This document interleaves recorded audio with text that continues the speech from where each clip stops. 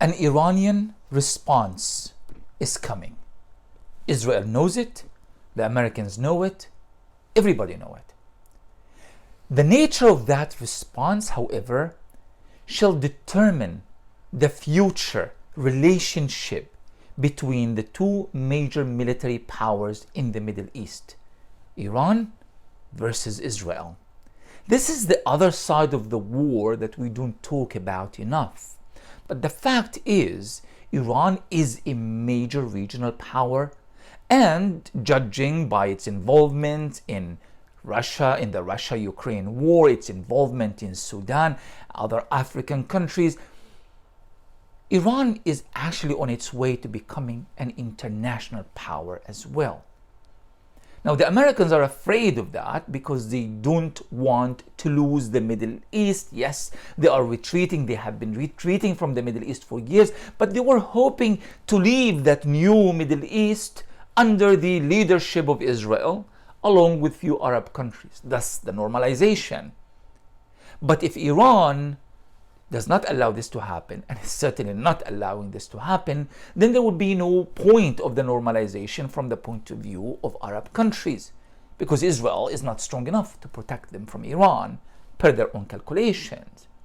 So, if Iran responds and responds hard and gets away with it without giving Netanyahu the regional war that he wants, then I think normalization will have to be reconsidered, and it's already being reconsidered considering the fact that Israel is now a pariah state internationally.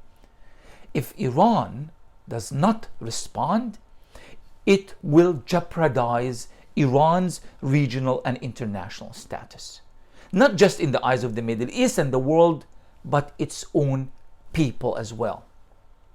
So, an Iranian attack is coming in response to the Israeli assassination of top Iranian military leaders in a diplomatic mission in Damascus on April 1st.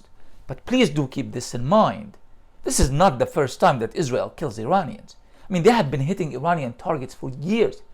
In Syria, in Lebanon, even in Iran itself. I mean, someone must have killed those nuclear scientists throughout the years.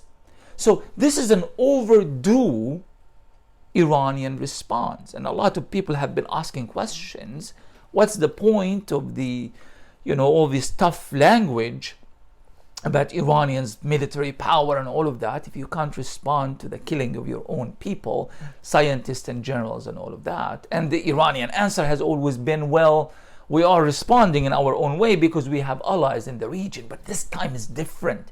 They hit a diplomatic mission. That is sovereign territories under international laws and norms. So Iran cannot get away with not responding. So the response would have to be decisive, and it would have to deter Israel from taking these kind of mad steps in the future to embroil the US and other Western allies in a war they don't want to fight in the Middle East. So the question is, what would the nature of that response be? Are they going to hit the Haifa port, the Dimona nuclear facilities, the electric and water infrastructures in Israel? Or will it be something entirely different? We really don't know. The Iranians already have that scenario.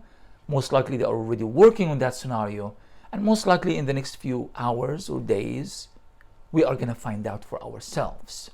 But that response could indeed change the face of Middle Eastern politics for many years to come. And in my view, regardless of the nature of that outcome, it will not help Netanyahu out of his defeat in Gaza. The war is over, and Israel has been squarely defeated. Thanks for listening.